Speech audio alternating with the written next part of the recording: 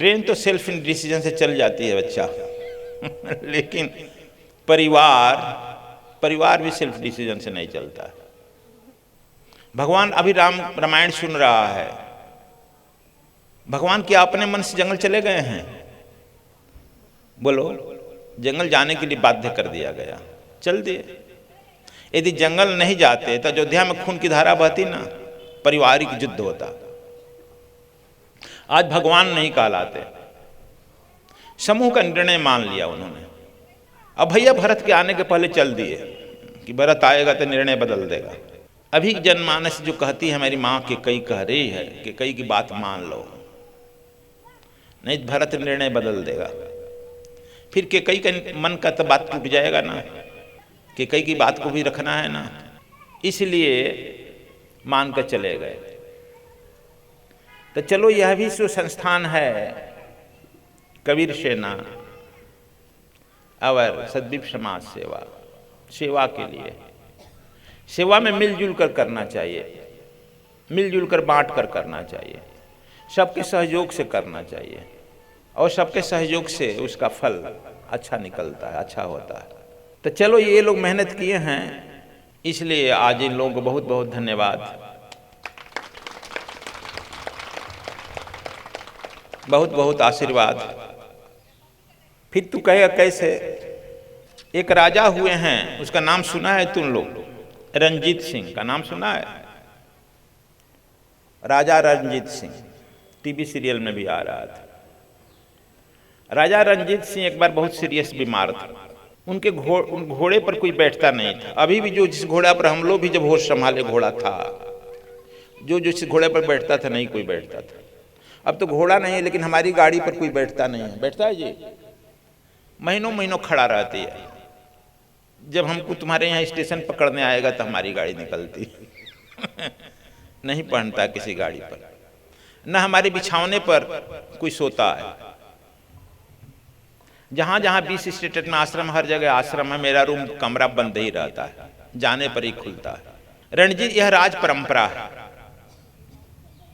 रणजीत सिंह के घोड़े पर कोई बैठता नहीं। बीमार में एक दिन थे, 2-4 दिन, तो उनका लड़का युवक हो गया था।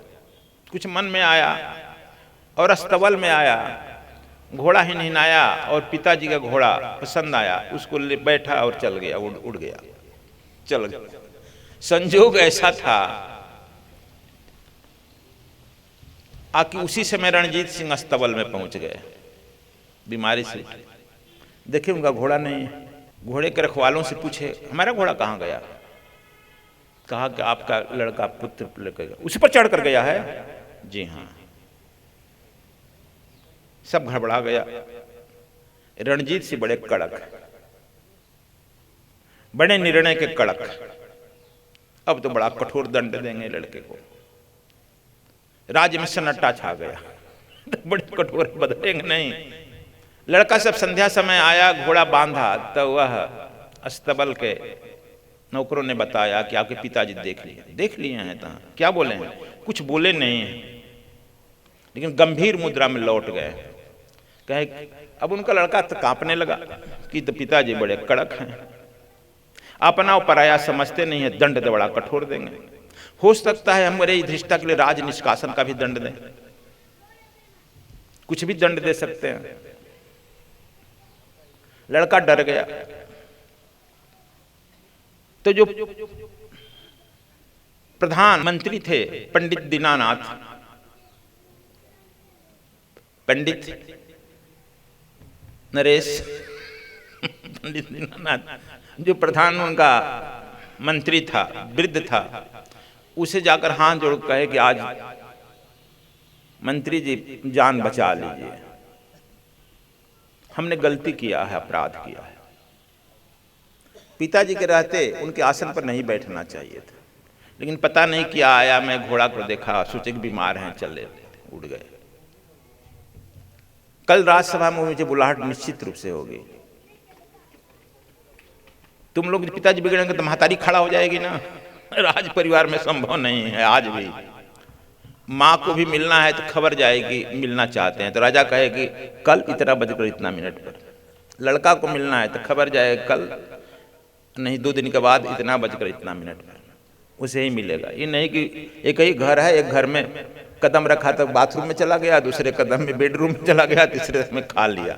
इसलिए गढ़ देता है, बनता है ना, बड़ा बड़ा गढ़ बनता। पंडित दीनानाथ कहे तू तो अपराध किया है ना बेटा। कहा कि बड़ा अपराध किया, अब तो नहीं करेगा तो नहीं, कान पकड़ते नहीं करेंगे, बचा लीजिए। कहा कल तुम निश्चिंत रहो, हम उपाय कर लेंगे। वृद्ध है ना, बुढ़ी है, दाढ़ी पकी है ना, तुम जाकर सो, निश्चिंत रहो। राजा 10 बजे अपने आकर राजकोट में बैठ गया। सब लोग कहे कि पहला तो काले ही होगी, और होते होते कहा कि राजकुमार को बुलाया जाए। बुलाहट हो गई। जीव सामने आया तो राजा खूब गर्म क्रोध में कहा, क्या मेरे घोड़े पर बैठ गया? उसी समय पंडित जी जो थे दीनानाथ बोले, तुम्हारे बाप का घोड़ा था, क्यों बैठा? तुम्हारे बाप का घोड़ा था। अब राजा हंस दिया, खूब जोर से हंसा। आग, अरे पंडित, उसके बाप का तो घोड़ा था ही। अच्छा, इसके बाप का घोड़ा था। अब राजा हंस दिए, क्रोध चला गया। पंडित दीनानाथ कहा कि तब तुम्हारे बाप का घोड़ा था, जाओ। तब क्या खड़ा है? निर्णय खत्म हो गया। पंडित दीनानाथ इतिहास की बात, झूठ कहे कि सच कहे, लेकिन सच कहने का भी स्टाइल है। देखो, जो राजा क्रोधित था, कठोर से कठोर देने के लिए था, हंस दिया कि तुम्हारे बाप का घोड़ा था। उसका बाप का घोड़ा था कि नहीं था? बात तो साची कहा, जब तुम्हारे बाप का घोड़ा था, जाओ यहां से, तब क्या खड़ा है? बात खत्म हो गई। तो देखो, बुद्धिमान आदमी जो होता है, चतुर आदमी, उसी बात को किसी तरह से हैंडल कर लेता है। बात तो सच्ची कही गई। राजा भी जानता है इकलौता लड़का है लेकिन उसका क्रोध जो है खत्म हो गया।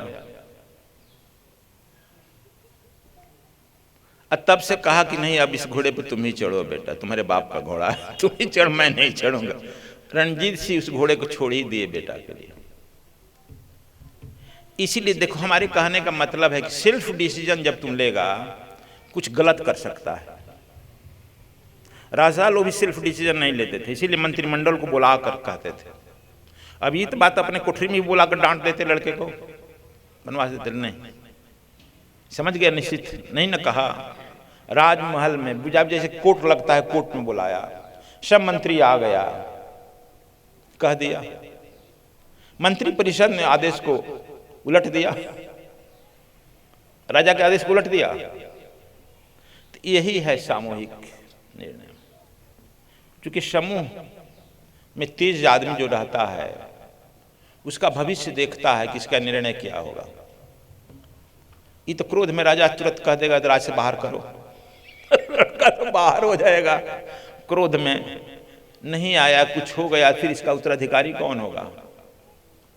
आप लोग समझ गए बात। इसलिए घर का भी निर्णय घर में बड़े बुजुर्ग सबसे मिलकर लेना चाहिए।